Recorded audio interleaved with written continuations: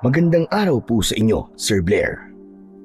Sana po ay palagi po kayong nasa mabuting kalagayan at kalusugan. Ganun na rin po ang inyong pamilya. Isa sa mga libangan ko ho at ng aking asawa ang pakikinig sa inyong mga kwento sa inyong YouTube channel. Mas gumagana kasi ang imahinasyon namin sa pakikinig, lalo na't sinasabayan pa ng inyong napakahusay na narration. Naisipan ko pong ibahagi sa inyo ang aking kwento dahil naniniwala ko na merong mapupulot na aral ang mga makikinig nito. Sa naging karanasan ko pong ito, natutunan ko na ang isang kakayahan ay may kaakibat na mabigat na responsibilidad. At kailangan nating gamitin ang kakayahan na ito sa kabutihan at hindi para manlamang ng ating kapwa. Itago niyo na lamang po ako sa pangalang Karding. At ito ang aking kwento. Ang kwentong ito ay nangyari noong kakakasal pa lang namin ng aking asawa na si Rowena. Nakatira kami noon sa maliit na baryo sa Dueñas, sa Iloilo. Noon ay tahimik at simple ang pamumuhay namin doon ng aking asawa. Kilala ako sa aming lugar bilang mahusay na albularyo. Galing ako sa pamilya ng mahuhusay na albularyo, Sir Blair. Ang kwento sa akin ng lolo ko, kahit ang mga ninuno namin ay nakilala bilang magaling na albularyo at nagpasa-pasa ang kakayahan na yon sa bawat henerasyon. Sa pamilya namin, ako na lang ang nag-iisang marunong manggamot sa tradisyonal na pamamaraan. Kaya nasa akin ang tungkulin na ipasa yon sa kahit isa sa magiging anak namin ni Rowena. Masasabi ko na noong panahon na yon ay wala na akong mahihiling pa sa buhay. Hindi man malaki ang perang kinikita ko sa panggagamot, ay meron naman akong mabait at maasikasong asawa. Isang hapon, katatapos ko lang gamutin ang isang batang pinaglaruan di umano ng isang duwende. Binigyan ko siya ng pangontra at inorasyonan ko siya. Matapos ko siyang gamutin, ay agad na bumuti ang kalagayan ng bata. Kaya naman, tuwang-tuwa at halos maiyak ang kanyang ina sa pagpapasalamat sa akin.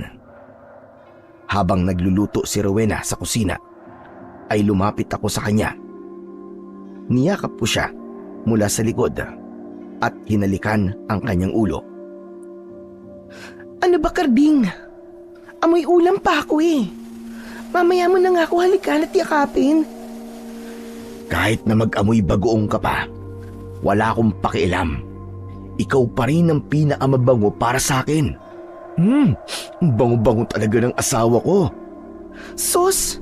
Bolero! Uy, hindi kita binobola. Nagsasabi lang ako ng totoo, mahal ko. Teka, ano ba yung niluluto mo? Minudo ba yan o afritada? Wala sa mga sinabi mo. Kaldereta to. Baboy nga lang. E paano ba naman? Ang mahal kasi ng karning baka ngayon sa palengke. Ayos lang yan. Kahit na anong karne pa yan. Huwag lang karne ng tao ha. Siguradong masarap yan dahil ikaw ang nagluto.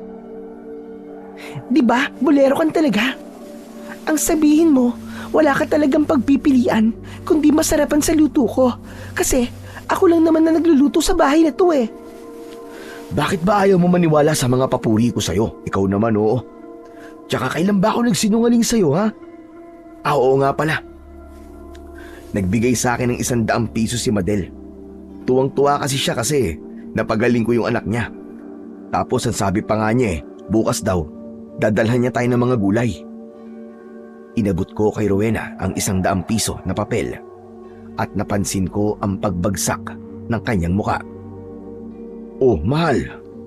Bakit naman parang ang lungkot mo yata? Nalilitang ka ba sa 100 piso? Aba, malaki-laki yan kumpara sa ibinibigay ng ibang nagpapagamot sa akin. Hindi naman sa naliliitan ako, mahal. Dahil alam kong biyaya pa rin ito mula sa langit. Pero Karding, hindi yung ba naiisip na maghanap ng ibang trabaho? Yung bang meron kang regular na kita? Hindi sa minamaliit kong pagiging albularyo mo, ha? Pero kailangan natin maging praktikal sa panahon ngayon. Bumubuo na kasi tayo ng pamilya. Maaaring sa susunod na buwan ay mabuntis na ako. At kapag nagkaroon na tayo ng anak, sa tingin ko ay hindi nakakasya ang perang nakukuha mo sa panggagamot. Alam mo namang hindi ako pwedeng umalis sa pagiging albularyo, di ba? Kailangan ko tong ipagpatuloy para hindi mawala sa pamilya namin ang panggagamot. Hindi ko naman sinasabing iwanan mo ang pagiging albularyo mo. Ang punto ko, maghanap ka ng iba pang trabaho sa bayan. Pero manggagamot ka pa rin kapag meron kang libreng oras. Kaya mo naman siguro yun, di ba, mahal? Hindi rin kasi sumasapat ang kinikita natin eh. Dahil minsan lang may nagpapatahi sa akin. Hindi naman tayo pinapabayaan ng Diyos, di ba? Hindi mo ba napapansin? Kapag may problema tayo sa pera, biglang may dumarating na biyaya. Dapat ba na palagi na lamang ganun? Dapat bang palagi tayong aasa sa biyaya ng Diyos? Na kahit ng totoo, nasa atin pa rin na magiging kaparaanan natin. Kung paano tayo uunlad. Kontento ka na ba sa ganitong buhay natin na isang kahit isang tuka at naghihintay ng kapalaran? Rowena, bakit parang sa sinabi mo ay nawawalan ka na ng tiwala sa Diyos? Totoo lang naman ang sinasabi ko, Karding eh. Hindi sa wala akong tiwala sa Diyos. Pero hindi pwedeng lahat ay iaasa natin sa Kanya. Pero sige, kung ayaw mo talaga maghanap ng ibang trabaho, ikaw ang bahala. Basta nagsabi na ako sa'yo, Karding ah. Pwede bang lumayo ka na muna sa akin para matapos ko na ito niluluto ko? Alam ko na hindi maganda ang mood ng asawa ko kapag pinapalayo niya na ako sa kanya. Kaya naman, hindi na ako nagsalita pa. Tahimik akong lumabas ng bahay at umupo sa mahabang upuan na nasa ilalim ng isang puno ng mangga. Naiintindihan ko naman ang punto ni Rowena. Nais niyang maging praktikal ako. Iniisip lang niya ang kinabukasan namin ng magiging anak namin. Ngunit hindi ko talaga kayang maghanap ng ibang trabaho dahil nangako ako noon sa tatay at lolo ko na ang panggagamot ang pagtutuunan ko ng pansin. Nasa gitna ako ng aking pag-iisip nang dumating ang aking kababata at matalik na kaibigan na si Rogelio.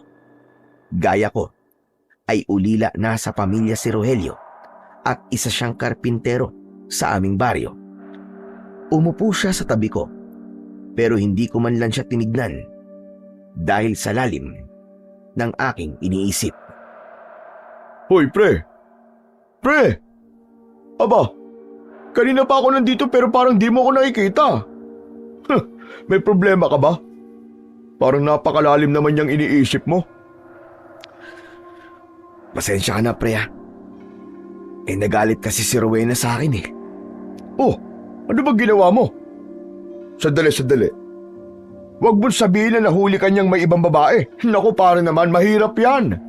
Baka habang buhay ka ng outside di Colombo niyan. Sira ulo. Puro ka talaga kalokohan eh. Hindi ko gagawin yung kay Rowena, no? Alam mo kung gaano ko siya kamahal. Nagbibiro lang naman ako, masyado ka seryoso. Alam kong hindi mo kaya maghanap ng ibang babae. Kaya nga pinakasalan mo si Rowena, di ba?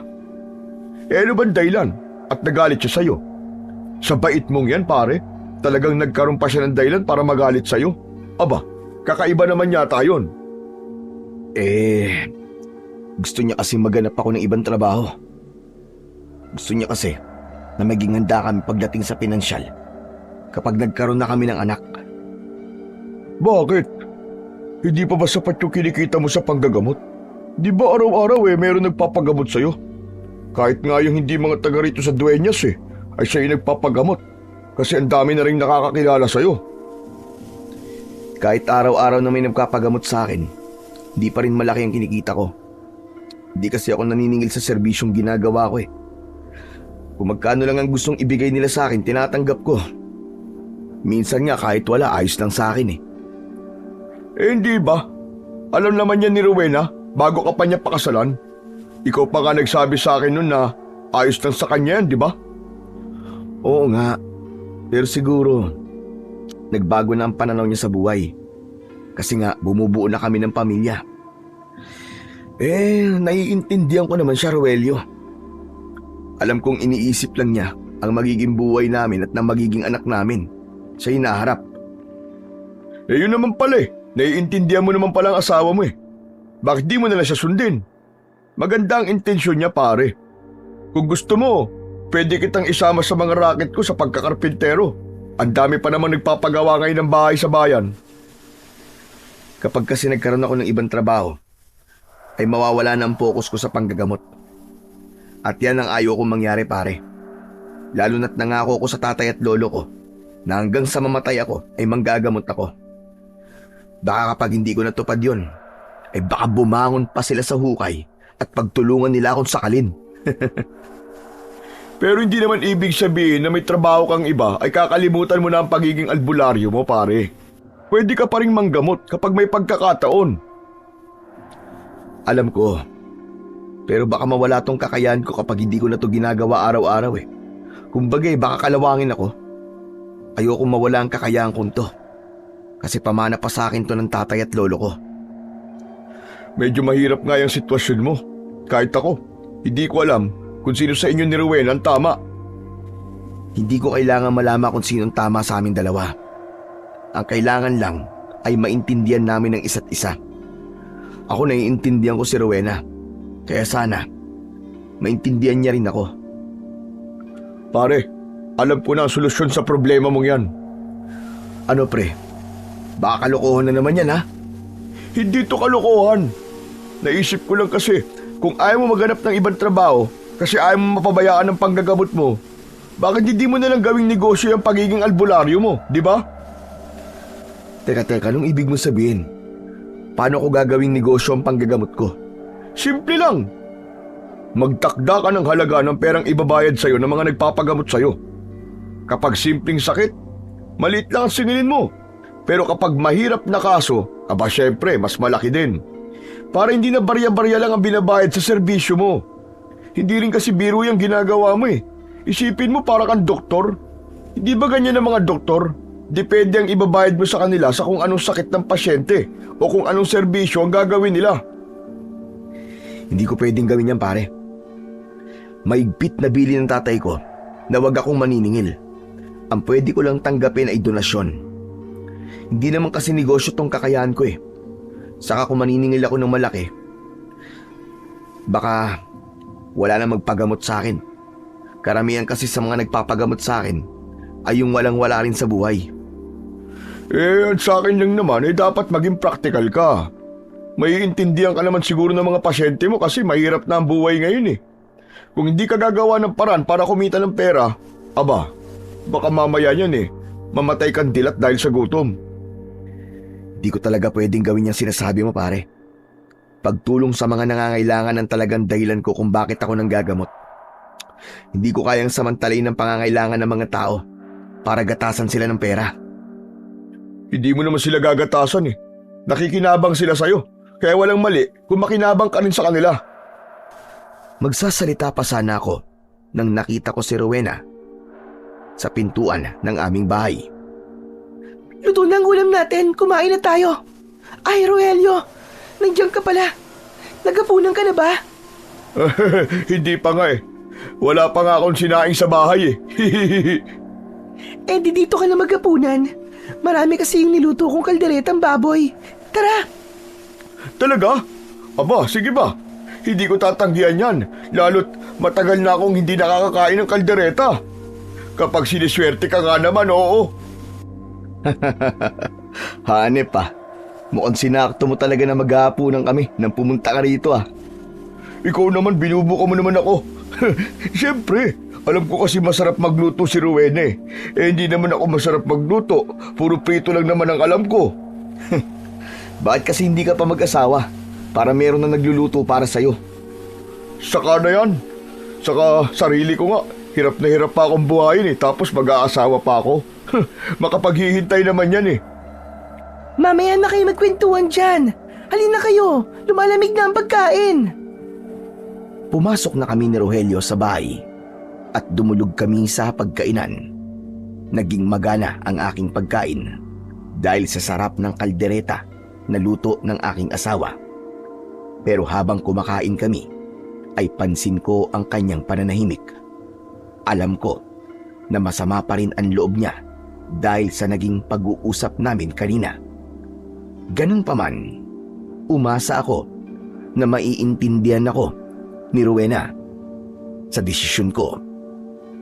Ipinagdasal ko na sana ay maunawaan niya na hindi ko pwedeng pabayaan ang aking panggagamot dahil yon ay pamana pa sa akin ng tatay at lolo ko. Pagkatapos ng aming hapunan ay naglabas ng hinog na mangga si Rowena bilang panghimagas. Pinagbalot pa nga niya si Rogelio ng kaldereta para meron itong makakain kung sakaling magutom mamaya. Nako, maraming salamat Rowena. Talagang hindi pwedeng wala akong bitbit kapag dito ako kumakain sa inyo. Marami pa kasing natira sa niluto ko. Sayang naman kung mapapanis lang. Sa bagay, mas okay na mapakinabangan na ng bituka ko tong kaldereta mo. O sige, uwi na pala ako. Maraming salamat ulit sa masarap na hapunan ha. Nang nakaalis na si Rogelio, ay sinubukan ko namang kausapin si Rowena. Pero ibubuka ko pa lang ang bibig ko, ay niligpit na niya ang aming kinainan at dinala yon sa lababo. Napansin ko na tila nagdadabog siya dahil halos basagin niya na ang mga baso at pinggan habang hinuhugasan niya ang mga yon. Naisip ko na hindi yun ang tamang oras para kausapin siya. Kailangan niya munang lumamig bago ko siya kausapin. Sa gabing yun ay naunang humiga si Rowena sa aming papag para matulog. Nakatagilid siya ng pagkakahiga. Tumabi ako sa kanya at niyakap ko siya mula sa kanyang likuran. Pero inalis niya ang aking braso. Ano ba? Ang init-init tapos yayakap ka pa. Hindi ka man lang yata naligo bago ka humiga. Naligo kaya ako? Saka naglalambing lang naman ako sa'yo, mahal eh. Saka ka na maglambing kapag hindi na mainit. Kahit naman mainit eh. Nagpapayakap ka pa rin sa akin dati, di ba? Galit ka pa rin ano? Hindi ako galit. Naiinis lang ako sa'yo. Kasi hindi mo ako pinapakinggan. Magkaiba yon. Naiintindihan naman kita, Rowena. Kung naiintindihan mo ako, bakit hindi mo gawin ang sinasabi ko sa'yo? Hindi kasi simpleng bagay lang ang gusto mong gawin ko eh. Sana maintindihan mo naman na kapag nagkaroon ako ng ibang trabaho, mapapabayaan ko ang panggagamot ko. Kung sa tingin mo, ayan ang tama, bahala ka na. Ayoko na makipagtalo pa sa'yo. Basta sinabi ko na sa'yo kung ano ang sa tingin ko na mas makakabuti para sa atin. Minsan kasi, mas kailangan mong isipin ang sarili mo kaysa sa ibang tao. Hindi na ako nagsalita dahil pinag-isipan ko ang mga sinabi ni Rowena. Pinilit kong unawain ng gusto si Rowena pero hindi ko talaga kayang gawin ang gusto niyang mangyari. Para sa akin, hindi ko dapat pabayaan ang aking pagiging albularyo dahil nangako na ako na hanggang sa mamatay ako ay manggagamot at tutulong ako sa mga nangangailangan. Sa mga sumunod na araw ay nagpatuloy ako sa normal kong buhay. Patuloy akong nanggagamot ng mga tao. Para sa akin ay sapat na ang pasasalamat nila dahil masarap sa pakiramdam kapag nakakatulong ako sa mga tao. Yun nga lang, hindi ko maiwasang maging malungkot dahil ramdam ko ang panlalamig sa akin ni Rowena. Bawat donasyon na aking nakukuha mula sa mga tao ay agad kong inaabot sa aking asawa. Hanggang isang araw, isang problema ang aming pinagdaanan. May nagpunta na empleyado ng isang bangko sa bahay namin. Kinausap kami ni Rowena at doon namin nalaman na nakasangla pala ang lupang kinatatayuan ng aming bahay. May mga dokumento siyang pinakita sa amin at nakalagay doon na kapag hindi namin nabayaran ang pagkakasanla ng lupa sa loob ng 1 taon, ay mahihila na yon ng bangko. Pakiramdam ko ay pinagbagsakan ako ng langit at lupa sa pangyayaring yon. Wala kasi kaming malaking pera para mabayaran namin ang pagkakasanla ng lupa. Kung masakit sa akin ang pangyayaring yon, ay alam kong higit na masakit yon para kay Rowena. Sa mga magulang niya kasi ang lupang yon at ibinigay ng mga yun sa kanya. Kumbaga, yun ang tanging ari-arian na meron siya. Kaya nang nakaalis na ang empleyado ng bangko, ay doon na bumuhos ang emosyon ni Rowena. Napaiyak siya at kung hindi ko kagad siya nahawakan, ay mapapaupo siya sa saig. Maigpit kong yinakap ang aking asawa at hinayaan ko siyang ilabas kung anuman ang kanyang nararamdaman. Nang humupa na ang kanyang emosyon, ay binigyan ko siya ng 1 baso ng tubig. Mahal, uminom ka na muna ng tubig para kahit papano ay kumalma ka. Kahit 1 drum pa ng tubig ang inumin ko, hindi ako kakalma. Paano ito nagawa sa akin ni nanay at tatay? Bakit hindi man lang nila sinabi sa akin na nakasanla pala itong lupa? Sa tingin ko, nung nagkasakit at namatay ang tatay mo, ay doon to isinanla ng nanay mo. Tama ka. Nagtataka nga ako noon kung saan kumuha ng pera si nanay para sa kabaong ni tatay. Ang sabi niya, mula sa isang tao may mabuting puso. Hindi na ako nagtanong pa sa kanya kasi naniwala ako sa kanya. Kung ganun, huwag ka na magalit sa kanila. Kasi ginamit naman ng nanay mo sa tama ang perang pinagsanlaan nitong lupa. Hindi naman yun ang punto ko eh.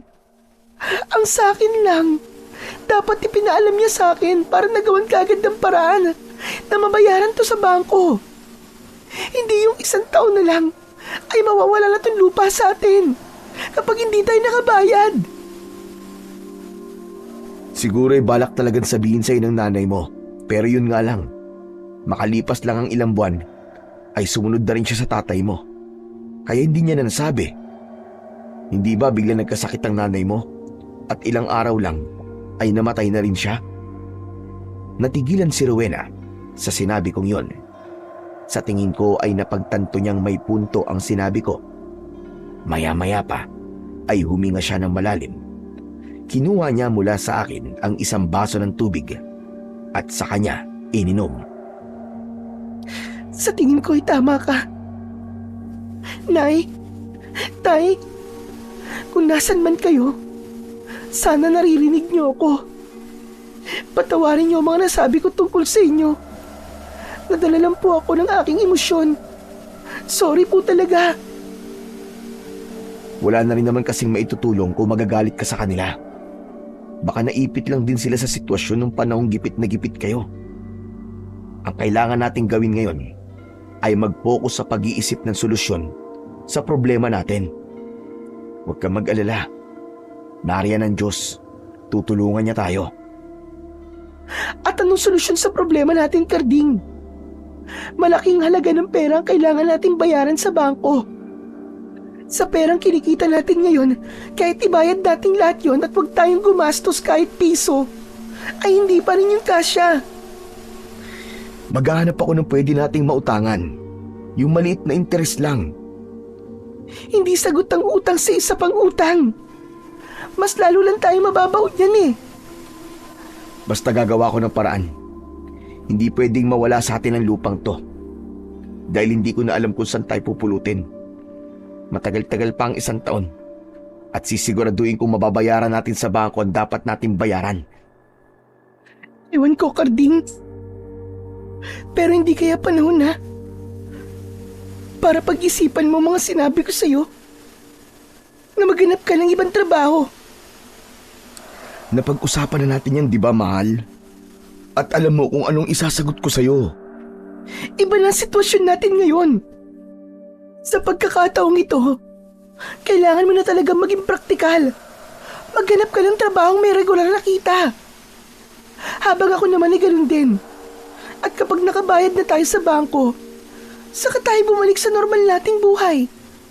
Kailangan natin magsakripisyo kung gusto nating wag mawala ang lupang ito sa atin.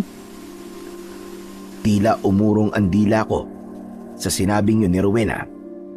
Agad ko kasing nakuha ang punto niya. Pero alam ko rin na mahihirapan akong gawin ang gusto niya. Nang sumunod na umaga, pagkagising ko, ay nagtaka ko dahil nakabihis si Rowena ng maayos. Bagong ligo siya at sa itsura niya ay halatang meron siyang pupuntahan. Oh, mahal, saan ka ba pupunta? Sa bayan, maghahanap ng trabaho. Nang ganito kaaga? Oo, dahil may mga kailangan pa akong gawin. Kailangan ko pang bumili ng biodata at maghanap ng pwede kong ma-applyan na trabaho. Ikaw na ang bahala sa almusal mo. Magsasalita pa sana ako, pero nagmamadaling lumabas ng bahay si Rowena. Ramdam ko pa rin ang inis niya sa akin. Pakiramdam ko tuloy ay wala akong kwentang asawa dahil mas nauna pang kumilos ang misis ko para bigyan ng solusyon ang aming problema. Bagsak ang balikat na tumayo ako at nagtungo sa kusina para magtimpla ng kape. Sa gitna ng aking pagkakape ay biglang dumating si Rogelio. Meron siyang dalang nilagang saging. Kumuha na rin siya ng baso at nagtimpla siya ng kape. O pare, dinalang ko kayo ng saging ni Rowena para makabawi doon sa kaldereta. Oh, sandali. Bakit parang sa mukha mo parang pasan mo ang buong mundo? Saka nasan si Rowena? Wala siya. Umalis. Ano?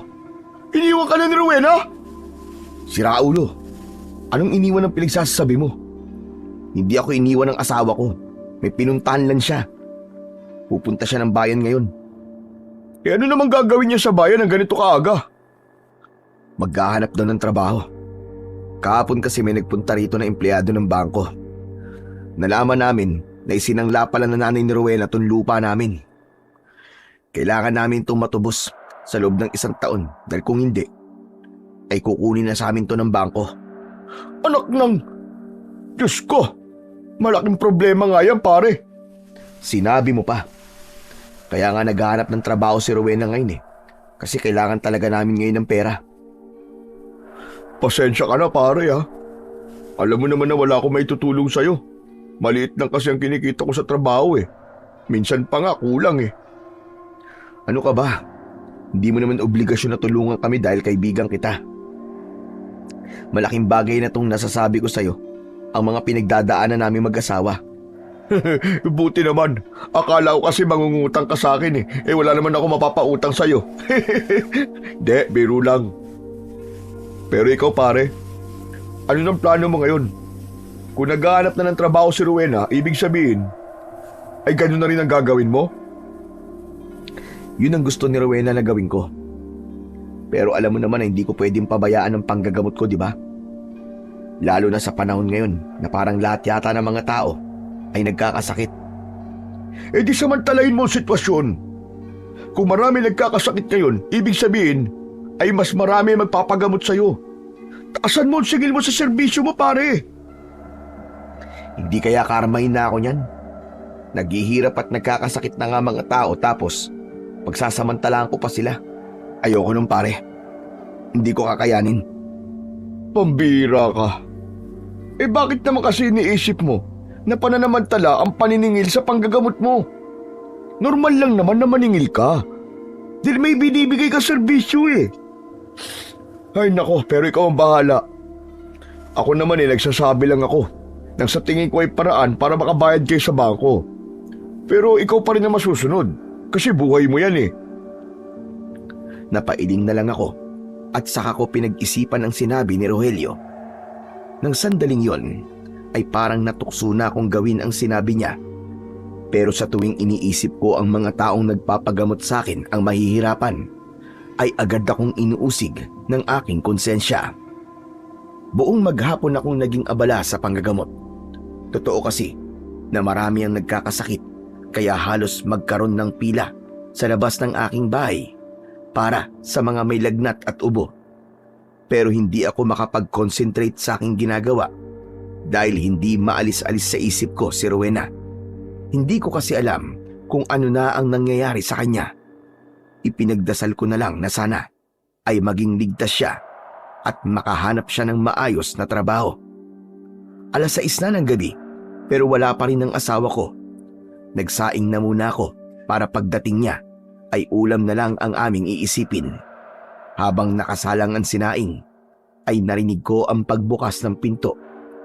Agad akong nagtungo sa sala at napakunot ang noo ko nang makita ko ang itsura ni Rowena.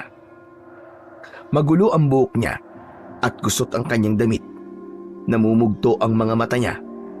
Kaya nahinuha kong galing siya sa matinding pag-iyak. Nag-aalala akong lumapit sa kanya. Hinawakan ko ang magkabilaan niyang balikat. Mahal ko, ano nangyari sa'yo? Bakit ganyan ang itsura mo? Karding, muntik na ako mapagsamantalahan. Ano sabi mo? Muntik na ako mapagsamantalahan. Diyos ko, bakit? Paano? May ina-apply na akong isang manpower agency sa bayan. Nung ini-interview na ako ng lalaki, ang sabi niya, ilalagay niya ako sa magandang kumpanya at mataas daw kagad ang posisyon ko. Pero kapalit nun, ay kailangan may mangyari sa amin. Nung hindi ako pumayag at aalis na sana ako, doon niya na ako ginamitan ng puwersa, mabuti na lang. At nagawa ko makatakas. Dahil kung hindi... Hindi na nagawang tapusin ni Rowena ang kanyang sinasabi dahil napahagulgul na siya ng iyak. Maigpit ko siyang niyakap at hinayaan ko siyang umiyak sa balikat ko. Nagpuyos sa galit ang dibdib ko.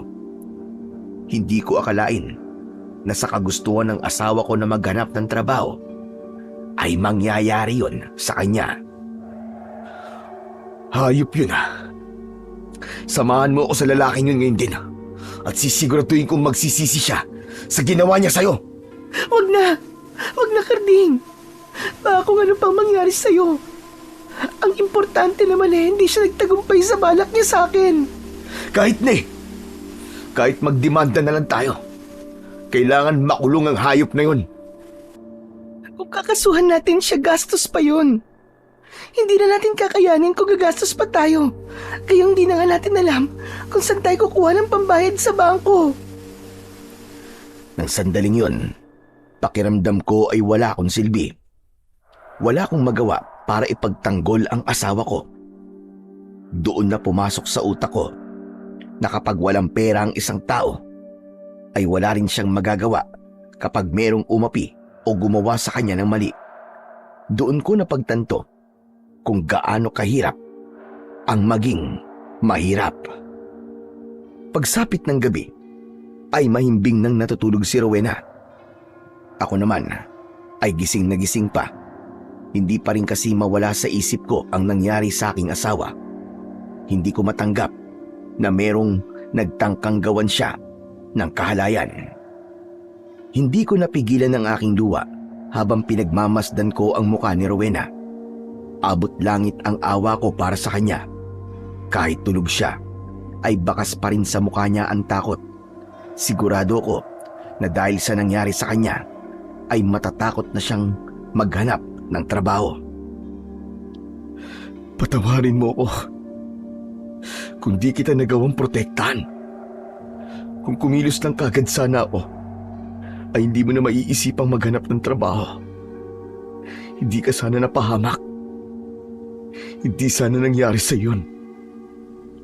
Pero pangako, mahal ko, hindi na ako papayag na mangyari ulit yun sa'yo. Masuyo kong ginawaran ng halik sa noo si Rowena.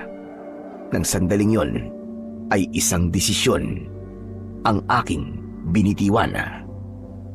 Kinabukasan, maaga pa lang ay may mga tao nang naghihintay sa akin. Alam kong lahat sila ay magpapagamot. Pagkatapos naming mag-almusal ni Rowena, ay saka ko hinarap ang mga tao. Isa-isa kong tinignan ang kanilang mga muka. Sigurado ko na magugulat ang lahat sa sasabihin ko, pero kailangan kong gawin yon para hindi na kailanganin pa ni Rowena na maghanap ng trabaho. Isang malalim na paghinga ang pinakawalan ko bago ako nagsalita ng malakas. Mga kababaryo, magandang umaga po sa inyong lahat. Bago ko po simulan ng aking panggagamot, ay meron lang po akong gustong ipaalam sa inyo. Simula po sa araw na to, ay hindi na po ako tatanggap ng donasyon, pagkain o kahit na anong material na bagay bilang kapalit ng aking panggagamot. Magtatalaga na po ako ng presyo sa bawat taong gagamutin ko. Isang tao ay kailangan magbayad sa akin ng 100 piso. Pero maaari po itong tumaas. Depende po sa sakit ng magpapagamot. Alam kong mahirap po ang buhay ngayon. At malaking halaga na para sa iba ang 100 piso. Pero kailangan ko pong gawin to. Dumadaan kasi kami ng aking asawa sa isang mabigat na problema. At kailangan namin makaipon ng malaking halaga ng pera. Kaya kung sino po ang kaya magbayad ng 100 piso o higit pa para sa aking serbisyo, ay pumila po kayo na maayos. Para naman po sa mga hindi kaya ang aking presyo, malaya po kayong umalis. Parang sinuntok ng paulit-ulit ang dibdib ko nang nakita ko ang lungkot at pagkabigla sa lahat ng mga taong nasa aking harapan. May iba na nagbulungan at umalis na lang. Gusto ko sanang habulin ng umalis, pero sinabi ko sa sarili ko na kailangan kong panindigan ang aking desisyon. Mahigit sa kalahati ang umalis, habang ang mga natira ay maayos na pumila. Maraming salamat po. Sandali lamang po at ihahanda ko muna ang mga gamit ko. Mabigat ang loob ko nang bumalik ako sa loob ng bahay. Napahinto ako nang salubungin ako ni Rowena. May pagtataka sa kanyang muka. Tama bang narinig ko? Maniningil ka na sa mga tao nagpapagamot sa'yo? Oo, mahal. Ito kasi yung parang naisip ko para mabilis tayong makapag-ipon ng perang pambayad natin sa bangko. Karding, hindi ko sinabi na maningil ka ng malaki sa mga magpapagamot sa'yo. Ang sinabi ko, maghanap ka ng trabaho na may regular na sahod. Baka kasi nagkamali ka ng pagkakaintindi sa sinabi ko. Sarili kong desisyon to, Rowena. Siguro naman ay walang magagalit sa akin. Dahil sa napakahabang panahon, ay donasyon lamang ang tinanggap ko sa kanila. Saka hindi naman to habang buhay eh. Kapag nakabayad na tayo sa bangko, ay hindi na ulit ako maniningil. Pero kawawa naman ang mga tao, Karding. Masyadong malaki ang 100 piso. Alam ko na malaki ang 100 piso. Pero malaking halaga din ang pera ang kailangan natin. Hayaan mo, Rowena. Sigurado ako na sa ula lang naman maninibago ang mga tao. Pero kapag tumagal na, masasanay din sila. Sige na, mamaya na lang tayo mag-usap. At kailangan ko ng simulan ng panggagamot ko. Nilagpasan ko si Rowena at sinimulan ko ng ihanda ang mga gamit ko. Pagkatapos nun, ay pinapasok ko na ang unang gagamutin ko. Iba ang pakiramdam ko ng sandaling yon. Yun ang unang beses na pakiramdam ko ay nagtatrabaho ako at hindi naglilingkod. Nang matapos ko na siyang gamutin, ay nagdalawang isip pa ako na tanggapin ang perang ibabayad niya sa akin. Nilunok ko ang aking konsensya at sinabi ko sa aking sarili na kailangan ko lang gawin yon para makabayad kami sa bangko. Pagsapit ng hapon ay natapos ko na ang panggagamot. Nasa sala ko at binibilang ko ang kinita ko sa maghapon. Nasa harapan ko si Rowena at pinapanood niya ako. Maya-maya pa ay inabot ko kay Rowena ang lahat ng pera. 2,300 ang kinita natin ngayong araw. Yung iba kasi ay nilakihan ko ang singil dahil mahirap gamutin ang sakit nila. Karding, hindi kaya karmahin tayo sa ginagawa nating to? Wala tayong magagawa, Rowena, kundi gawin to. Sigurado naman ako na maiintindihan ako ng Diyos at pati ng tatay at lolo ko. Kung di ko gagawin to, hindi tayo makakapag-ipon ng pera na pambayad sa bangko. Naisip ko rin kasi na total, hindi ko kayang iwanan ng panggagamot, ay gamitin ko na lang to para matapos ng problema natin. Ewan ko, Karding ha. Pero hindi maganda ang pakiramdam ko sa ginagawa mong ito. Pero sige, magtitiwala ako sa'yo. Siguro nga, ay ito lamang ang solusyon para matapos ng problema natin. Hindi ko na rin kasi kaya maghanap ng trabaho matapos ng nangyari sa akin. Naiintindihan kita, mahal ko.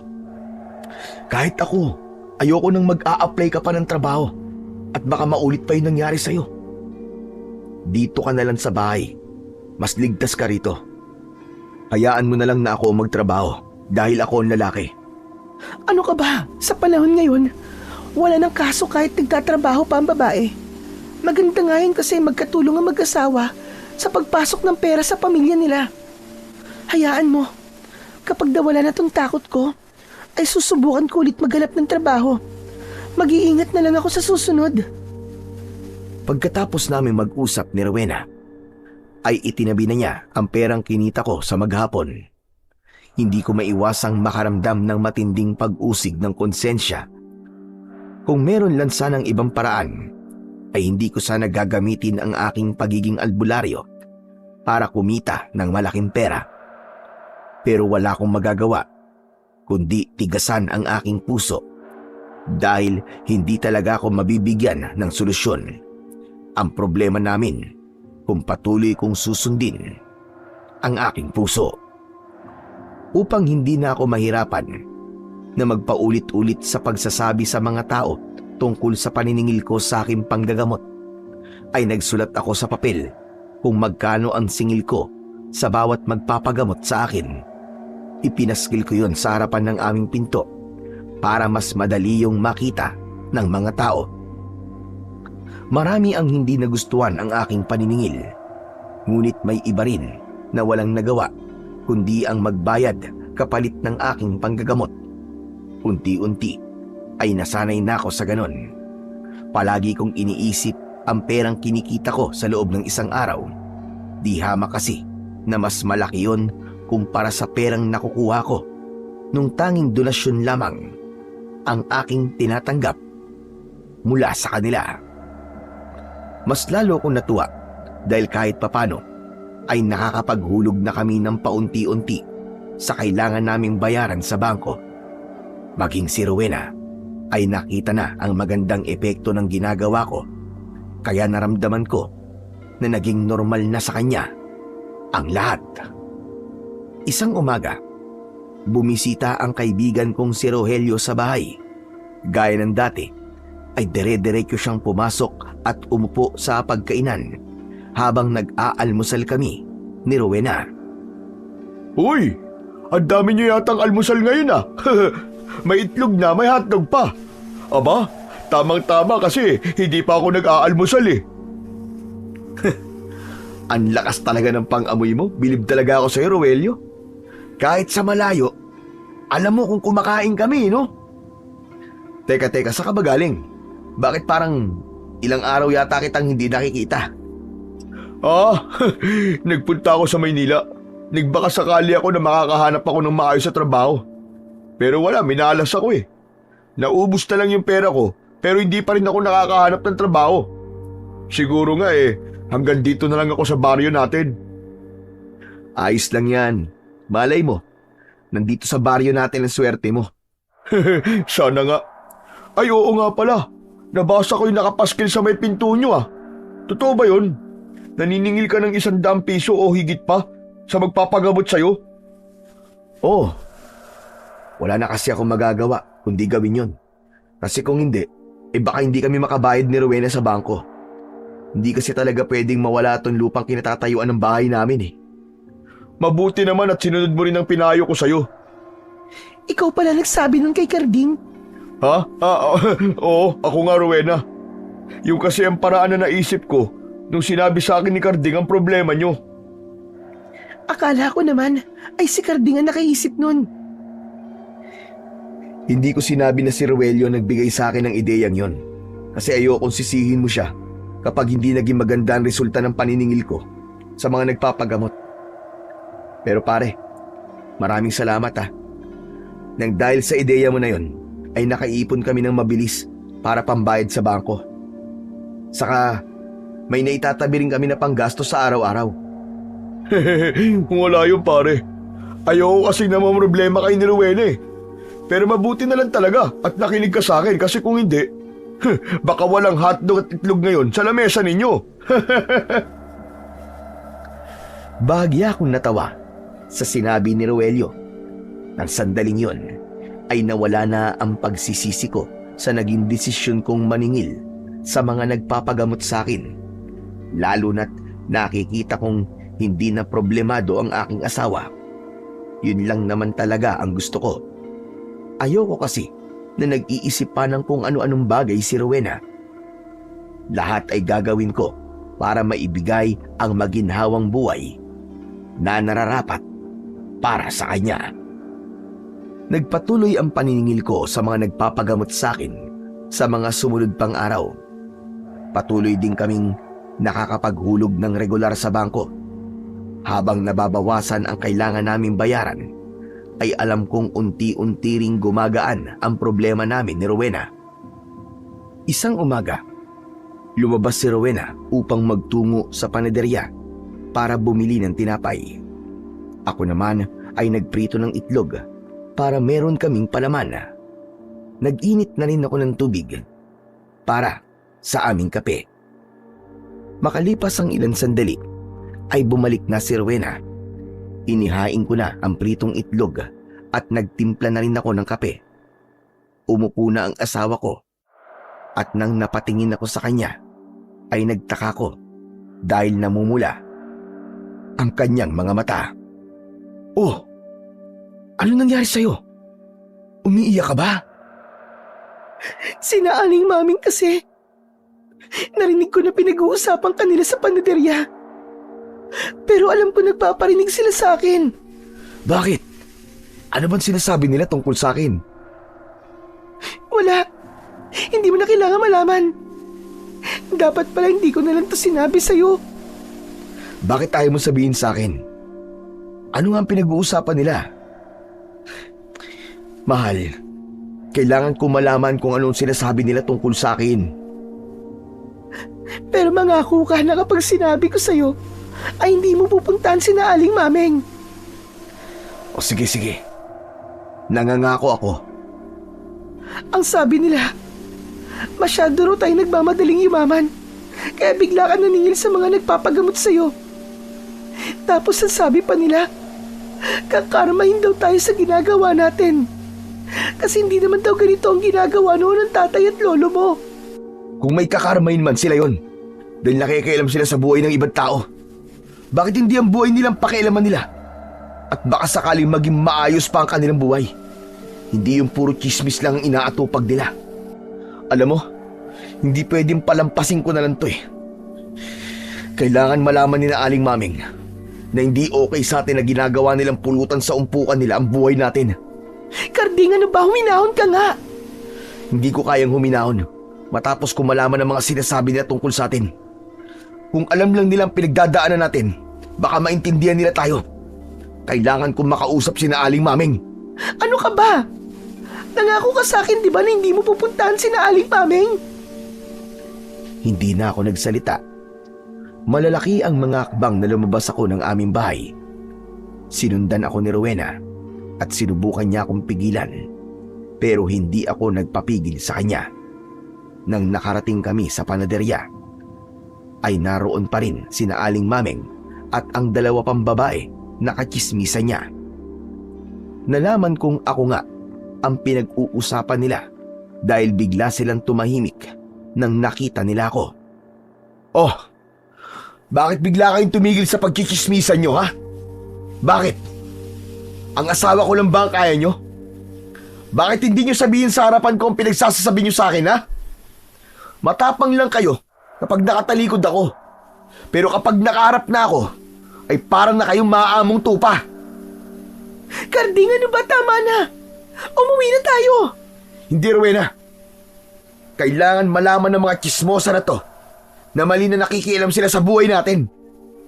Ano ba nakukuha nyo maganda sa ginagawa nyo yan, ha, Aling Maming? Kung yumayaman kayo sa pakikialam nyo sa buhay namin, sige lang. Pagchismisan nyo kami hanggang sa mamagaya mga nguso ninyo. Bakit? Inalam nyo ba muna ang dahilan kung bakit ako biglang naningil sa panggagamot ko? Hindi naman, di ba? Basta nyo na lang kaming pinagkikismisan nang hindi nyo muna inalam ang punot dulo kung bakit ko to ginagawa. Natameme si Aling Maming at ang dalawa pa niyang kasama. Hiyang-hiya at nakayuko silang naglakad palayo. Ano ka ba, Karding? Hindi mo na dapat ginawa yun. Mas lalo lang nila tayong pag-uusapan eh. Kailangan kong gawin yun, Rowena. Para malaman nila na hindi tayo pumapayag sa ginagawa nila sa atin. Mabuti sana kung sila nagpapakain sa atin. Hindi naman ah. Pagharap ko sa aking kaliwa ay isang matandang lalaki ang naroon. Matiim siyang nakatingin sa akin. Meron siyang tungkod. Sa bihis niya ay masasabi ko na may kaya siya sa buhay. Ikaw ba si Karding? Ako nga, bakit? Sino ka ba? Mukhang hindi magandang makipag-usap ako sa iyo ngayon. Kailangan ko kasi ang tulong mo. Pero babalik na lang ako sa ibang araw. Kapag malamig na ang ulo mo, pasensya na. Teka, sandali lang po. Pasensya na po kayo. Hindi po sinasadya ng asawa ko na masigawan kayo. Kung magpapagamot po kayo, sumama na lang po kayo sa bahay namin. Marahang tumango ang matandang lalaki. Hinila na ako ni Rowena pauwi at sumunod sa amin ang matandang lalaki. Wala sa matanda ang atensyon ko dahil hindi pa rin humuhupa ang galit ko kina Aling Maming. Pagdating sa bahay ay pinaupo ni Rowena ang matandang lalaki sa aming maliit na sala.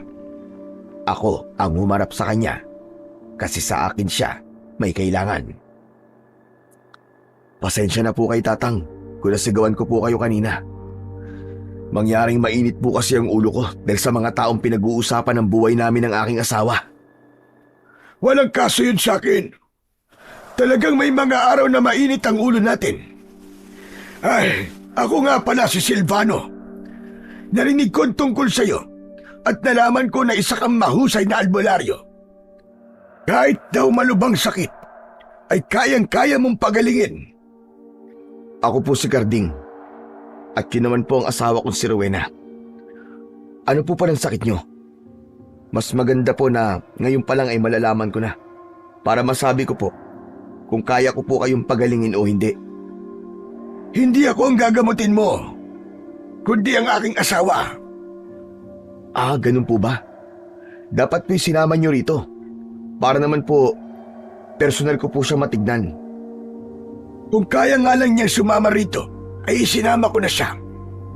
Hindi na kasi siya nakakabangon sa kanyang higaan. Nandito ako para sana hilingin sa'yo na sumama ka sa bahay namin para makita mo siya. Gusto kong pagalingin mo siya, Karding. Wala naman pong problema na sumama ako sa inyo. Meron po talaga mga nagpapagamot sa akin na sinasadya ko po kasi hindi nila ako kayang puntahan. Matanong ko lang, ano po bang sakit ng asawa nyo? Sa totoo lang, ay hindi ko rin alam.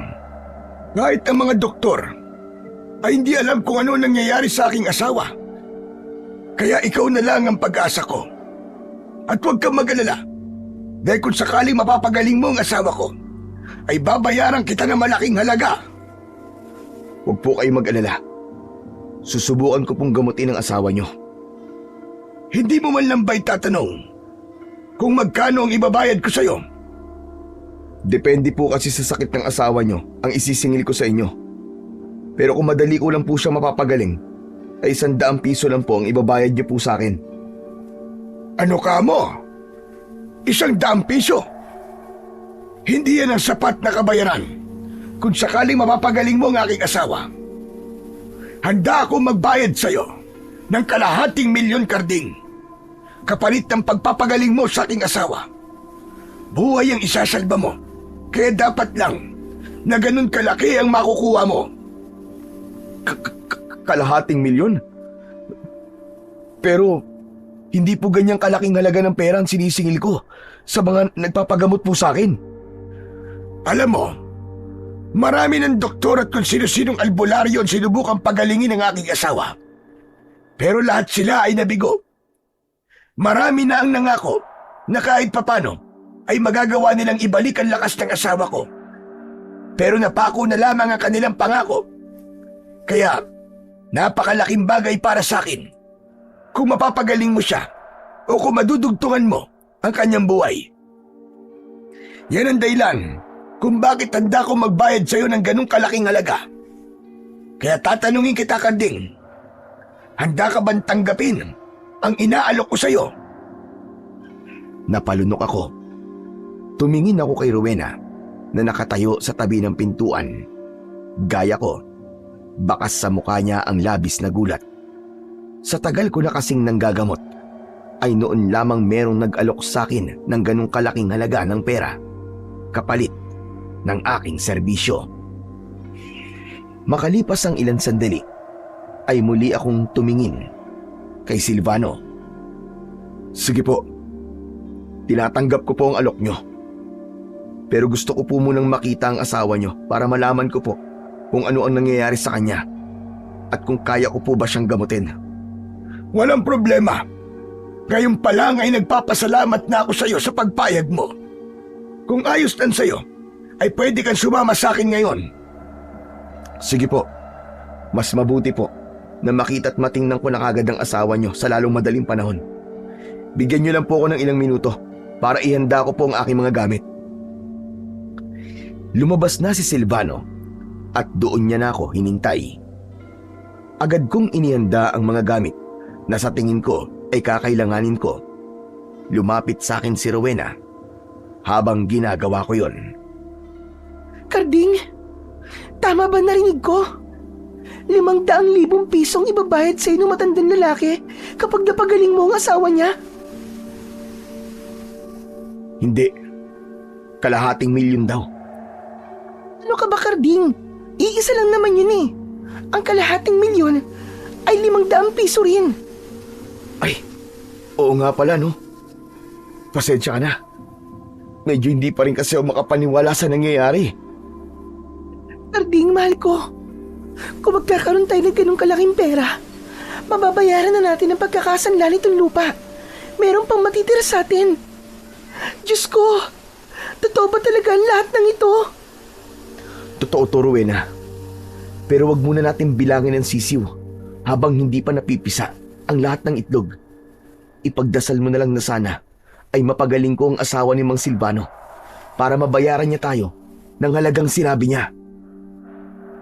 Nang natapos na ako sa paghahanda ng mga gamit ko, ay nagpaalam na ako kay Rowena. Lumabas na ako ng aming bahay at sumama na ako kay Mang Silvano para magtungo sa kanilang bahay. Sa bukana ng aming baryo ay naroon ang kanyang lumang sasakyan. Sumakay kami ron at habang nagmamaneo si Mang Silvano ay hindi pa rin naaalis ang aking kaba at kasiyahan. Wala kasi akong ideya kung kaya ko bang pagalingin ng asawa ni Mang Silvano.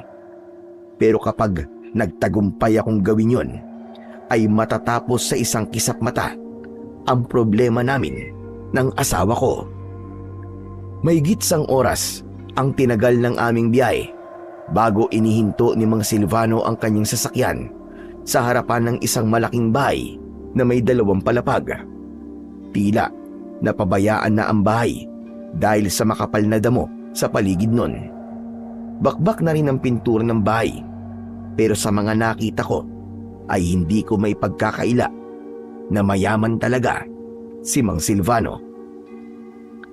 Bumaba na kami ng sasakyan.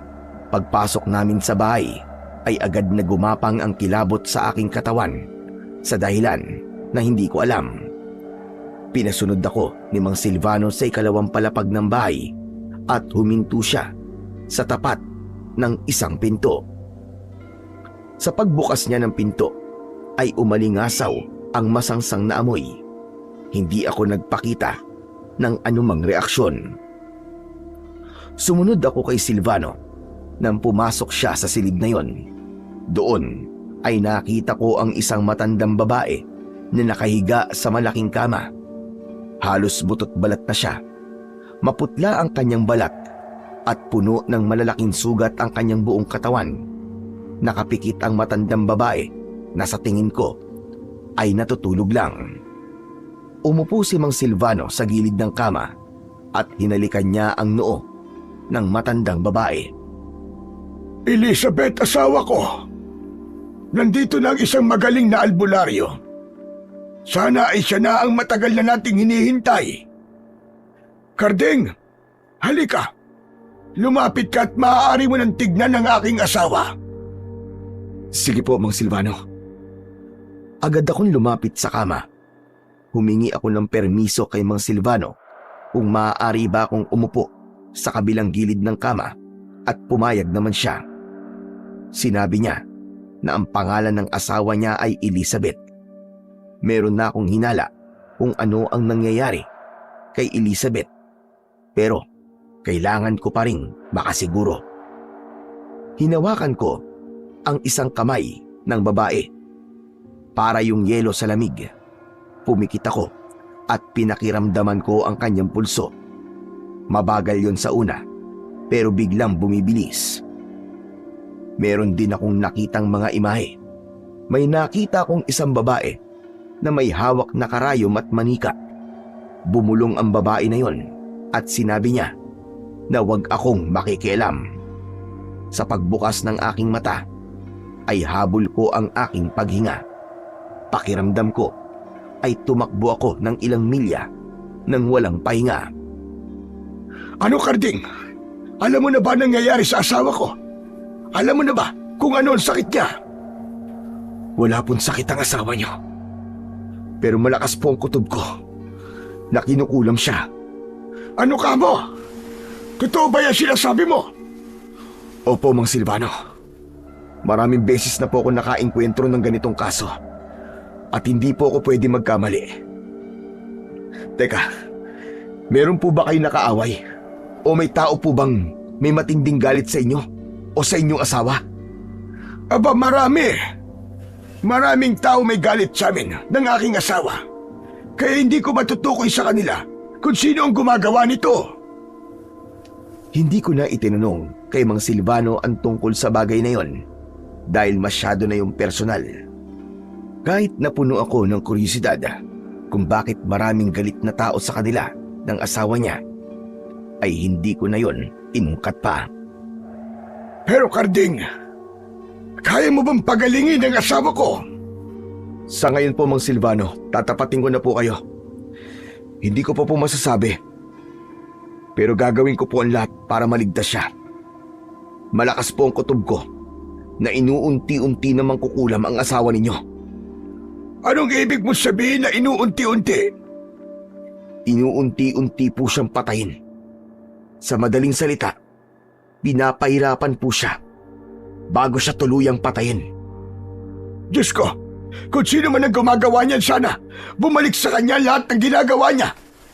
Kaya mo bang iparanas sa kanya ang nangyayari ngayon sa asawa ko? Pasensya na po, pero hindi po ako nang kukulam eh. Ang tanging ginagawa ko lang po ay ang magpagaling ng sakit. Naiintindihan ko. Kung ano man ang kailangan mong gawin ay gawin mo. Basta't pagalingin mo lang ang asawa ko. Puno ng kumpiyansa akong tumango. Mula sa dala kong bag ay inilabas ko ang isang medalyon at sinabi ko kay Mang Silvano na yon ay pangontra sa kulam at kailangan yung isuot ng kanyang asawa. Nang pumayag si Mang Silvano, ay inorasyonan ko muna ang medalyon bago ko yon inilagay sa leeg ni Elizabeth. Gagaling na ba ang asawa ko? Dahil sa medalyon na yan? Hindi po. Pangontra lang po yan. Ibig pong sabihin ay hindi na magagawa ng kumukulam sa kanya na dagdagan pa ang pagpapahirap sa asawa nyo.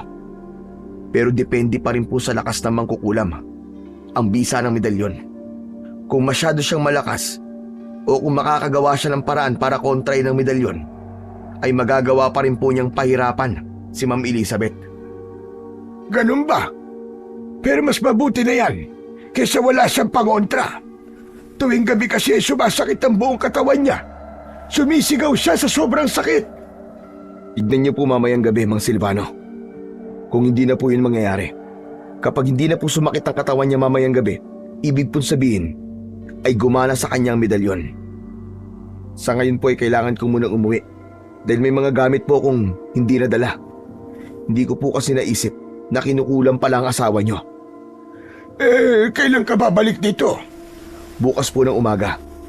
Bukas din po, sisimulan ko na po ang panggagamot sa inyong asawa. Pumayag si Mang Silvano sa sinabi ko.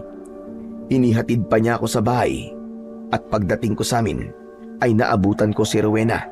Nakausap si Rogelio. Sigurado ko na sinabi na ni Rowena kay Rogelio kung saan ako galing. Grabe! Naka-jackpot ka pare! Ano? Dalawa na ba yung kalahating milyon? Huy, huwag kang maingay. Baka mamaya niyan may makarinig pa sa ibang tao. Hindi pa ako binabayaran ni Mang Silvano kasi hindi ko pa napapagaling ang asawa niya. Pero bukas ay babalik ako sa kanila para gamutin yung asawa ni Mang Silvano. Bakit hindi mo pa ginamot ngayon? Ano bang sakit ng asawa ni Mang Silvano? Kinukulam siya. Kailangan ko ng malakas na orasyon para maalis yung kulam sa kanya. Malakas yung mangkukulam Mukhang mahihirapan ako nito. Hanggang sa sandaling yon, ay awang-awa pa rin ako sa asawa ni Mang Silvano. Marami-rami na rin akong ginamot na kinukulam. Pero yun na yata ang pinakamatindi. Nang sumunod na araw, ay maaga akong nagising. Siniguro ko na dala ko na ang lahat ng kailangan ko. Dumating si Rogelio sa bahay namin at ang sabi niya ay gusto niya akong samahan dahil baka kailanganin ko ang tulong ni Rogelio. Ay pumayag na ako. Nag-commute kami papunta sa bahay ni Mang Silvano. Agad kaming pinapasok ni Mang Silvano sa bahay niya nang kumatok ako sa pinto. Ipinakilala ko si Rogelio kay Mang Silvano at pagkatapos ay nagtungo na kami sa silid kung saan naroon ang asawa niya na si Ma'am Elizabeth. Ano po palang nangyari kagabi, Mang Silvano? Sumakit pa rin po ba ang katawan ng asawa niyo? Ay hindi na! Epektibo ang medalyon na ibinigay mo sa kanya. Simula nung mangyari yan sa kanya, ay kagabi lang hindi sumakit ang katawan niya. Mabuti naman po kung ganun. Pero kailangan maalis ko na ang kulam sa kanya. Kasi hindi tayo pwedeng umasa lang sa medalyon. Hindi po siya gagaling kung hindi po mapuputol ang koneksyon niya sa kumukulam sa kanya. Sige, gawin mo ang dapat mong gawin. Basta't gumaling lang ang asawa ko. Hindi na nga ako nagsayang ng oras at agad kong sinimulan ang aking panggagamot. Inilabas ko ang mga gamit na kailangan ko. Nagsindi ako ng mga kandila paikot sa kama. Yun ay bilang proteksyon at gabay ko sa aking gagawin. Kahit papano ay malaking bagay na kasama ko si Rogelio.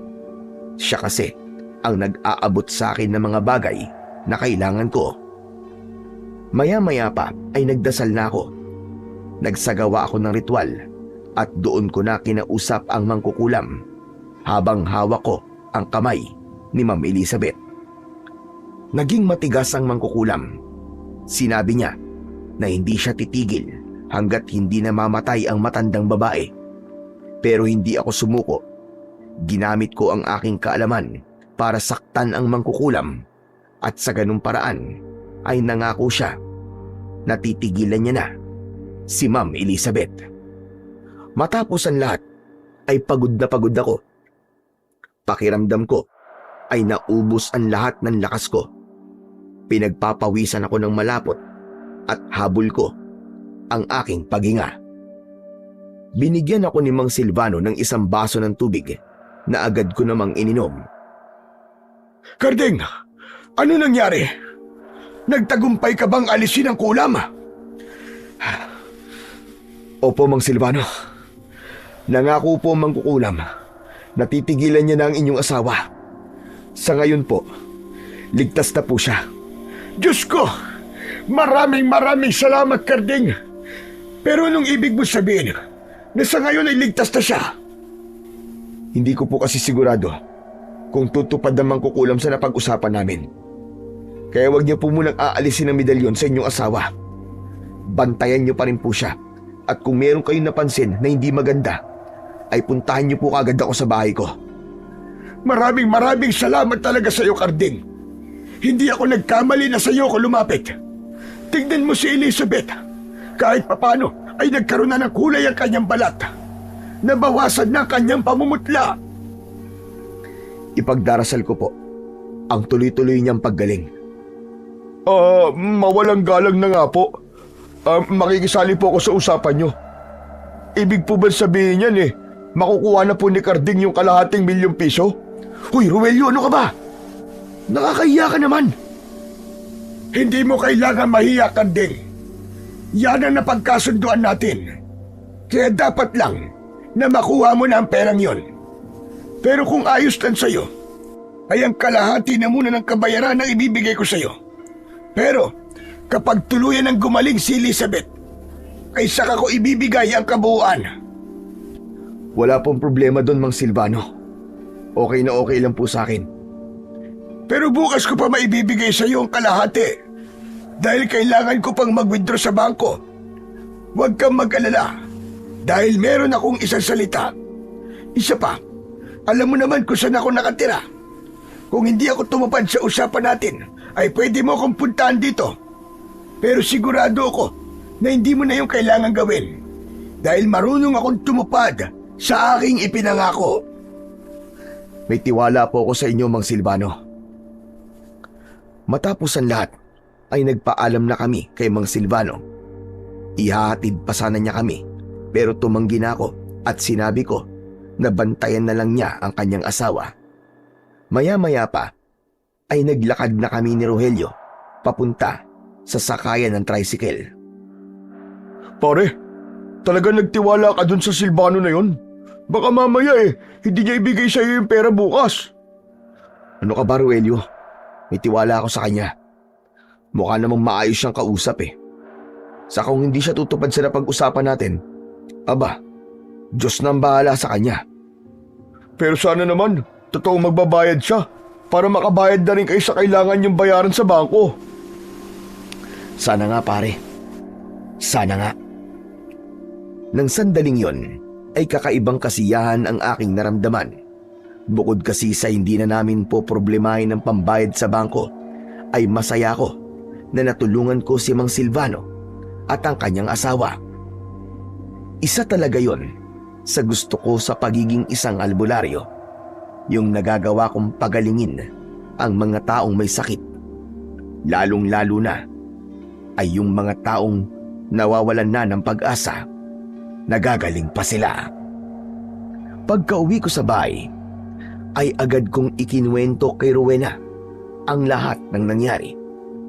Maging siya ay natuwa rin nang malaman niya na nagawa kong pagalingin ang asawa ni Mang Silvano at nagawa kong alisin ang kulam. Alam mo, sa totoo lang, hindi talaga ako nagduda na mapapagaling mo siya. Kasi alam ko naman ang kakayahan mo. Sa tagal mo ng albularyo, parang wala pang nagpagamot sa'yo na hindi mo napagaling.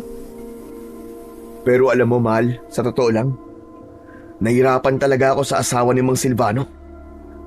Naramdaman ko kasi talagang malakas yung mangkukulam. Aba, kahit ako, hindi ako makapaniwala na natalo ko siya. Eh yung pera, mahal ko, nakuha mo na ba? Hindi pa Ang sabi kasi sa akin ni Mang Silvano, kailangan pa niyang magpunta sa bangko para mag-withdraw. Bukas pa siya pupunta rito para ibigay yung kalahati ng bayad niya. Ha? Kalahati? Bakit kalahati lang? Paunang bayad pa lang kasi yun. Pero kapag tuluyan ng gumaling ang asawa niya, ibibigay niya kagad yung kulang. Ayos lang naman yun eh. Kasi kailangan pa rin bantayan ng asawa ni Mang Silvano ng ilang araw. Kapag wala na nangyaring masama sa kanya at wala nang senyalis na kinukulam siya, ibig sabihin nun, buo na nating makukuha ang kalahating milyon. Diyos ko, maraming salamat po at hindi niyo po kami pinapabayaan. At salamat din sa iyo, Karding. Dahil ikaw ang dahilan kung bakit mareresolba na ang problema natin. Hindi ba sabi ko naman sa'yo, ay huwag tayong mawalan ng tiwala sa nasa itaas. Tignan mo, yung akala natin na wala ng solusyon sa problema nating to, pero bigla na lamang dumating sa buhay natin si Mang Silvano. Di ba? Kumikilos talaga ang Diyos sa hindi natin inaasahang paraan. Di naman ako nawalan ng tiwala sa Panginoong Diyos eh. Talagang grabe lang kasi yung pagkakabigla ko nung unang beses kong nalaman na nakasangla pala itong lupa natin. Naiintindihan naman kita, mahal ko. Pero wala na tayong dapat na ipag-alala ngayon kasi wala na, tapos na ang problema natin. Solve na. At kapag nakabayad na tayo sa bangko, babalik na ulit sa normal ang buhay natin. Tapos may matitira pa sa pera natin. Kaya sigurado ako na marami na ang matutuwa sa mga kapitbahay natin kapag sinabi ko sa kanilang hindi na ulit ako maniningil sa panggagamot ko. Masaya kaming nagyakap ni Rowena. Nang sandaling yon ay nakikita ko ng magiging maayos na ang lahat simula bukas. Labis akong nagpasalamat sa Diyos dahil hindi niya kami pinabayaan. At syempre, nagpasalamat din ako sa aking asawa dahil hindi niya ako sinukuan. Kinabukasan ay hindi muna kami umalis ni Rowena sa aming bahay. Magkasama naming hinintay ang pagdating ni Mang Silvano. Pagsapit ng tanghali ay dumating si Rogelio at sinamahan na rin niya kami sa paghihintay. Ramdam ko na napakasaya ni Rogelio para sa amin ni Rowena.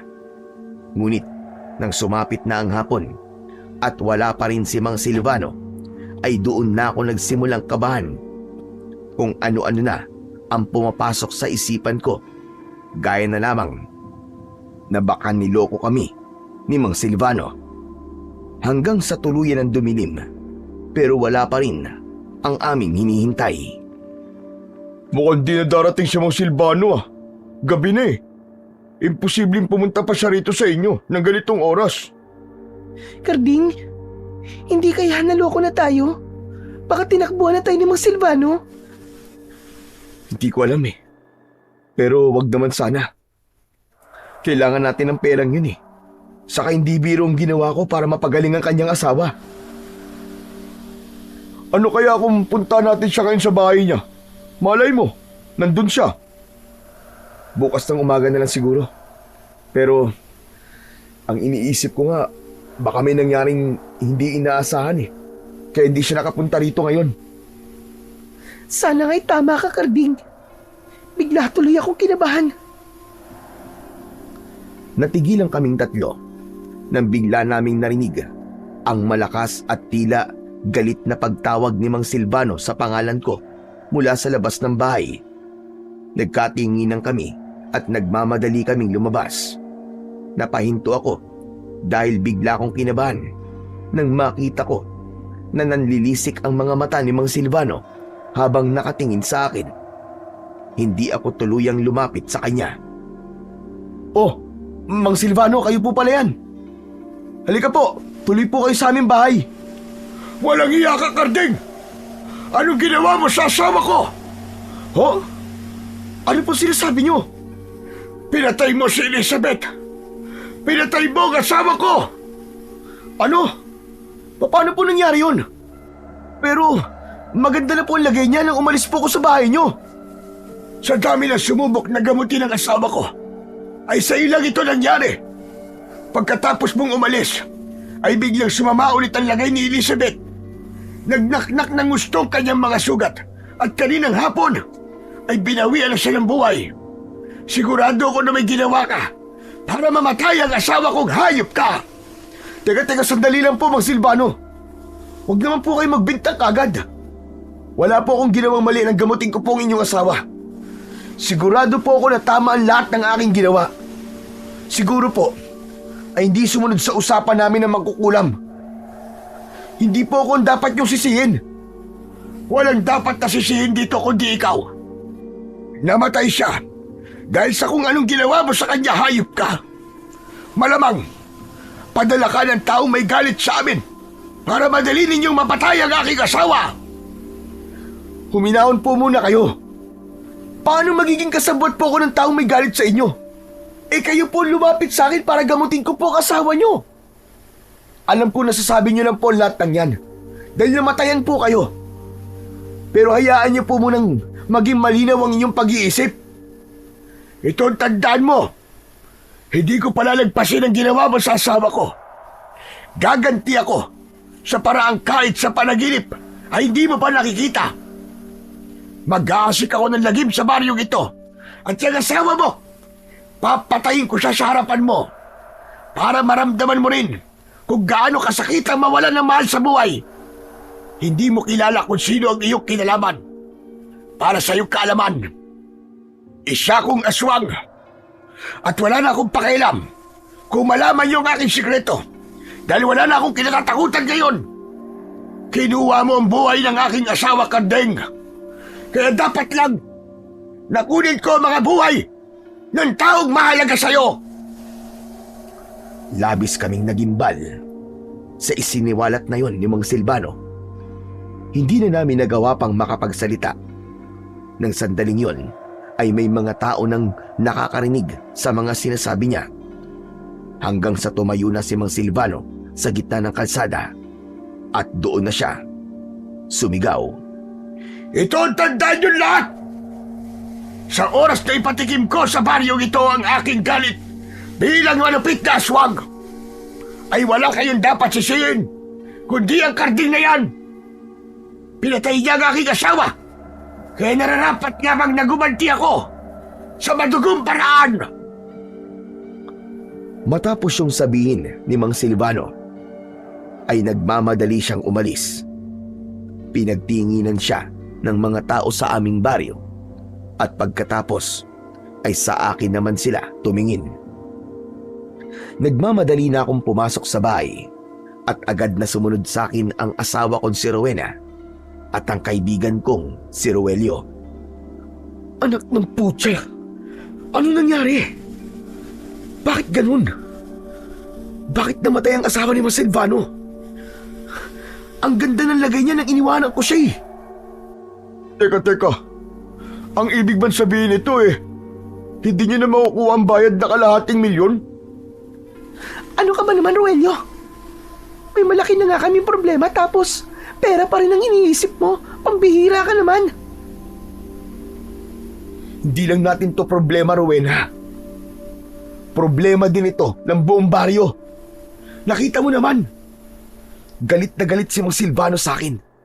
At idadamay niya kayo at ang lahat ng tao dito sa baryo natin. Tapos, isa pa pala siyang aswang. Anak ng putya, kung minamalas ka nga naman, oo. Ano ba ito nangyayari sa atin? Teka, Karding, uminaw ka. Baka naman sinasabi lang niya yun para takutin ka. Hindi, Roelio, hindi. Nararamdaman ko seryoso talaga siya. Ngayon ko lang din napagtanto kung bakit sinabi sa akin ni Mang Silvano na maraming tao ang galit sa kanila ng kanyang asawa. Siguro, ang mga taong yun ay ang alam na aswang silang mag-asawa. Kinulam ang asawa niya bilang paghihiganti ng mga taong yun. Yun ang naiisip ko. Pero Karding, ano nang gagawin natin ngayon? Nakakatakot naman pala yung Mang Silvano na yun. Porke ba ikaw ang gumamot sa asawa niya? Ay ikaw na kagad ang sinisisi niya sa pagkamatay nun? Ganun talaga, Rowena. Nawalan kasi siya ng mahal sa buhay at mas nangingibabaw ang galit sa puso niya. Naghanap siya ng masisisi at ako ang naisip niya nasisihin. Diyos ko, anong gagawin ko? Ipagdasal na lang natin na malinawan kahit papano ang isip ni Mang Silvano at huwag niyang ituloy ang kanyang masamang banta. Kahit nalaman kong aswang si Mang Silvano, ay ramdam ko pa rin na meron pa rin siyang kabutihan sa puso niya. Sa gabing yon, ay nagsaboy kami ng asin sa paligid ng aming bahay. Nagsabit din kami ng maraming mga bawang sa bintana at pinto bilang proteksyon sa aswang. Hindi kasi namin pwedeng baliwalain ang banta ni Mang Silvano. Kung totoo ngang aswang siya, ay kailangan naming mag-ingat, lalo na't hindi namin alam kung kailan siya aatake. Makalipas ang ilang araw, ay kumalat sa buong baryo namin ang balita na maraming mga alagang hayop gaya ng manok at baboy ang natatagpuang walang buhay. Naging bulong-bulungan sa mga umpukan ang tungkol kay Mang Silvano. May nagsabi na si Mang Silvano ang may kagagawa nun dahil inamin ito sa lahat na isa itong mabangis na aswang at sasalakay ito sa aming baryo dahil pinatay ko ang asawa nito. Hanggang sa nakarating na sa amin ni Rowena na isang pamilya ang pinasok ng aswang. Mabuti na lamang at nagawang makaligtas ng pamilyang yon dahil nakahingi sila ng saklolo sa kanilang kapitbahay. Isang umaga, habang nag-aalmusal, ay napag-usapan namin ng asawa kong si Rowena ang hindi magandang nangyayari sa aming lugar. Dulot ng aswang. Ngayon, sigurado na tayo na isang ang aswang si Mang Silvano. Malinaw na siyang sumalakay dun sa isang pamilya dito sa atin. Karding, natatakot ako. Baka sa susunod na gabi o mamayang gabi ay tayo naman ang salakayin ni Mang Silvano. Hindi ba? Sinabi niya sa'yo na papatayin daw niya ako. Hindi ako papayag na mangyari yan, Rowena. Kung kinakailangan labanan ko siya, ay lalabanan ko siya. Alam kong nasasaktan siya sa pagkamatay ng asawa niya. Pero mali na gumanti siya sa atin. Lalo na't alam ko sa aking sarili na wala talaga akong kinalaman sa pagkamatay ng asawa niya. Kung gagawin niya ang binabalak niya sa'yo, dadaan muna siya sa ibabaw ng aking bangkay. Pero aswang siya. Wala ka namang alam sa pakikipaglaban sa ganung nilalang eh. Kahit wala akong alam sa pakikipaglaban sa aswang, Rowena, ay poprotektahan pa rin kita sa abot na makakaya ko. Pero wag nating kakalimutang magdasal. Sana wag nang umabot sa ganon ang galit ni Mang Silvano para hindi na dumanak pa ang dugo. Sa gitna ng pag-uusap namin ni Rowena ay nagtaka kami dahil sa pagsigaw ng mga tao sa labas ng aming bahay. Galit na galit nilang tinatawag ang pangalan ko dahil pakiramdam ko na hindi sila aalis hanggat hindi nila ako nakakausap, ay binuksan ko na ang pinto. Sumalubong sa akin ang maraming tao. Lahat sila ay galit na galit. Sabay-sabay silang sumisigaw. May iba pang minumura ko, ngunit iisa lang ang nais nilang iparating sa akin. Ako ang sinisisi nila sa pagsalakay ng aswang sa aming baryo. Sinasabi nila na kung hindi ko pinatay ang asawa ng aswang na si Mang Silvano, ay hindi magagalit sa akin ang lalaki at hindi ito sasalakay sa baryo namin. Tumigil kayo mga kababaryo! Tumigil kayo sa mga sinasabi nyo! Ano ba kayo? Wala kayong alam! Nagbabase lang kayo sa narinig nyo kay Mang Silvano, pero wala kayong alam sa totoong nangyari! Rowena, hayaan mong ako ang magpaliwanag sa kanila. Dito ka lang sa likod ko. Muli akong humarap sa mga tao. Hindi pa rin sila kumakalma at patuloy pa rin sila sa pagsigaw. Pero kahit sumisigaw sila, ay nagsalita pa rin ako. Nilakasan ko ng gusto ang boses ko upang mangibabaw yon sa sigawan ng mga tao. Sandali! Sandali mga kasama! Sandali lang! Makinig muna kayo sa akin! Sandali lang! Naiintindihan ko ang galit nyo sa akin, mga kasama. Pero sana naman ay makinig at magtiwala kayo sa sasabihin ko.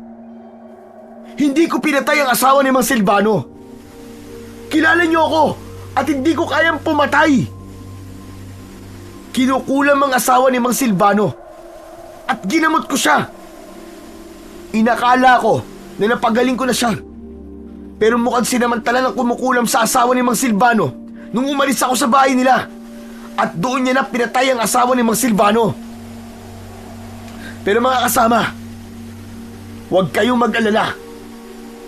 Kung iniisip nyo na ako ang punot dulo ng problemang ito, ay ako na ang gagawa ng solusyon. Nangangako ako sa inyong lahat na sa sandaling sumalakay dito si Mang Silvano, ay ako ang haharap sa kanya. Ako ang makikipaglaban sa kanya. Sana naman, sa pagkakataong ito, ay magtiwala ulit kayo sa akin. Alam ko na marami sa inyo ang diskumpiyado sa akin. At meron ding ibang galit sa akin. Dahil naniningil ako sa mga nagpapagamot sa akin. Kung alam niyo lang po, kung gaano kasakit sa akin ang gawin yon. Pero wala po akong ibang mapagpipilian eh. Kailangan po namin kumita ng pera ng asawa ko. Dahil kung hindi, ay makukuha na po ng bangko ang aming lupa.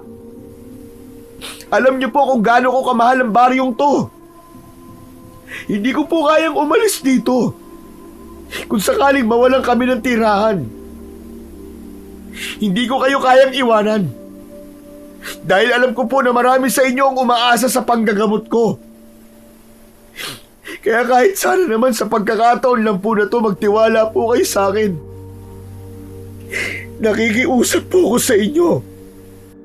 Himalang biglang tumahimik ang lahat matapos kong magsalita. Nangilid ang luha ko at niyakap ako ni Rowena. Wala akong ideya kung pinaniwalaan ba ng mga tao ang sinabi ko, pero basta na lang silang umalis. Nang kami na lang ni Rowena ang naroon, ay doon ko na pinakawalan ang aking luha. Ipinagmamalaki kita, asawa ko. Napakatapang mo para sabihin ang mga yun sa harap ng mga tao. Kahit paano ay gumaan ang aking pakiramdam dahil nailabas ko ang lahat ng sama ng loob ko. Napakatagal ko kasing nanahimik sa totoong dahilan kung bakit kinailangan kong maningil sa aking panggagamot. Hinayaan kong pag-usapan kami ng mga tao at maging masama ang tingin nila sa akin. Pero tao lang din ako. Napupuno din ako. Umasa na lang ako na hindi masasayang ang mga sinabi ko kanina at sana ay maunawaan na ako ng mga tao sa aming lugar. Kinagabihan, bago kami matulog ni Rowena, ay nagdasal muna kami ng taimtim. Ipinagdasal namin sa Panginoong Diyos na sana ay tumigil na si Mang Silvano sa pagsalakay sa aming baryo. Nang nakahiga na kami, ay parehas kaming nakatitig sa kawalan. Hindi ko alam kung anong tumatakbo sa isip ng asawa ko, pero ako ay nakikiramdam sa paligid. Simula kasi ng pagbantaan ni Mang Silvano ang buhay namin, ay hindi na ako nagkakatulog sa gabi. Pakiramdam ko, anumang sandali, ay bigla na lamang siyang sasalakay sa amin. Mag-aalas 12 na ng hating gabi nang nakaramdam ako ng antok. Pumikit na ako, pero wala pang isang minuto ay tinapik ni Rowena ang braso ko. Karding! Karding, gising! May naririnig ako naglalakad sa labas ng bahay natin. Ha? Sandali, titignan ko kung sino yun. Lalabas lang ako. Ano ka ba? Huwag na! Dito ka na lang. Ano? Kung si Mang Silvano yun. Kung si Silvano yun, edi mas maganda. Para matapos na to, Rowena. Kung talagang desidido siya, napatayin tayo, wala na tayong magagawa, kundi ang ipagtanggol ang ating mga sarili. Basta dito ka lang. Kahit anong mangyari, wag na wag kang lalabas ng bahay ha. Marahan akong tumayo. Ginawa ko ang lahat para hindi ako makagawa ng kahit na anong ingay.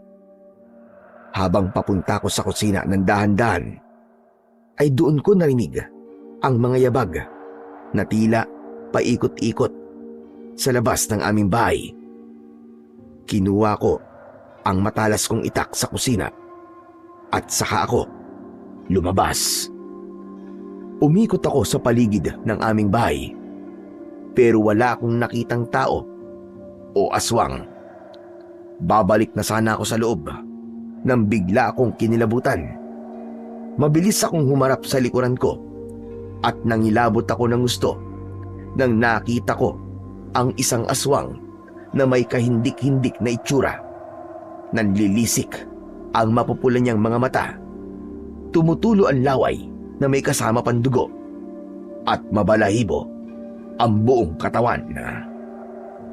Ako ba ang hinahanap mo? Mang Silvano? Oras na ng aking paniningil, Kardeg. Kailangan mo nang magbayad sa pagpatay mo sa aking asawa. Mang Silvano, sandali lang. Mag-uusap muna tayo. Makinig kayo sa akin. Sinabi ko na sa inyo, hindi ko pinatay ang asawa nyo. Hindi ko po yun magagawa. Albularyo po ako. At wala sa ipinangako ko sa aking tatay at lolo na kumuha ko ng buhay ng iba. Hindi po nila ako tinuruan ng ganong gawain. Maniwala po kayo. Huwag ka na magsayang panalaway, Kardeg. Dahil kahit na anong sabihin mo, ay hindi na magbabago pa ang isip ko. Ipaghihiganti ko ang ginawa mo sa aking pinakamamahal na asawa. Kumanda ka, Kardeg! Mabilis na sumugod ang aswang papunta sa akin. Tatagain ko sana siya ng matalas kong itak, pero bigla akong nag-alinlangan. Naisip ko kasi na nagagawa lang yon ni Mang Silvano dahil sa sakit na nararamdaman niya sa pagkawala ng kanyang asawa. Bumaba ang depensa ko at nagawa akong sunggaban ng aswang. Natumba ko at napahiga ako sa lupa. Pumaibabaw sa akin ang aswang at buong lakas niya akong kinagat sa aking balikat. Kumawala ang napakalakas na sigaw sa aking lalamunan na halos mapatid na ang aking litid. Nakita ko ang pagsilip ng mga tao mula sa kani-kanilang mga bintana at mga bahay. Pero kahit isa ay wala man lang lumabas para ako ay saklolohan. Naiintindihan ko sila dahil gaya ko ay takot din silang lahat sa aswang. Lalabas sana ng bahay ang asawa kong si Rowena para tulungan ako, pero agad ko siyang sinigawan. Huwag, Rowena! Huwag! Huwag kang lalabas! Isarado mo ang pinto! Diyan ka lang! Nang nakita ng aswang ang asawa kong si Rowena, ay bigla siyang umalis sa ibabaw ko. Mabilis na tumakbo ang aswang papunta sa direksyon ng aking asawa. Hindi na nagawang maisarado ni Rowena ang pinto dahil sa bilis ng aswang. Ipinulupot ng aswang ang braso niya sa leeg ni Rowena habang nasa likod siya ng